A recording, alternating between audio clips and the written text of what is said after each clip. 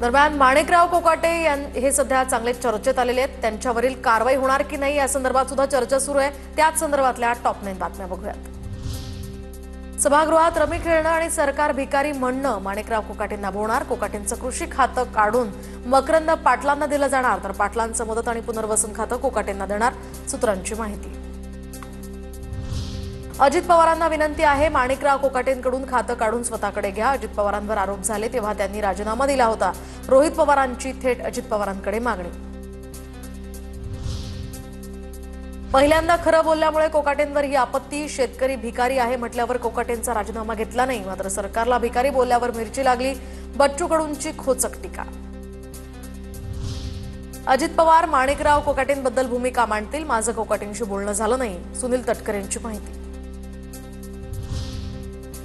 सुनील तटकरे नको तिथे भूमिका घेतात, जेव्हा भूमिका घेण्याची वेळ येते तेव्हा पळून जातात आणि अजित पवारांवर ढकलतात। रोहित पवारांचा सुनील तटकरेंना टोला।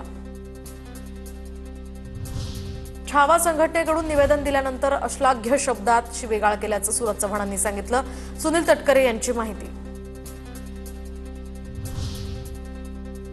कृषी मंत्री माणिकराव कोकाटेंविरोधात पुण्यामध्ये राष्ट्रवादी शरद पवार गट आक्रमक। रस्त्यावर पत्ते, मटका, सुरट खेळत कोकाटेंच्या कृतीचा निषेध, तर राज्याला आता कोकाटेंची जुगार नीतीच तारू शकते, प्रशांत जगतापांची खोचक टीका।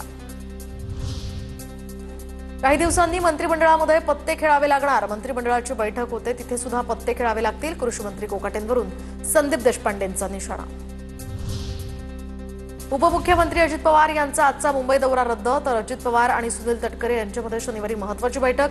कोकाटेंचा रमी खेळतानाचा व्हिडिओ, कोकाटेंचं वक्तव्य आणि सुरज चव्हाणांची मारहाण यावर यामध्ये चर्चा होण्याची शक्यता।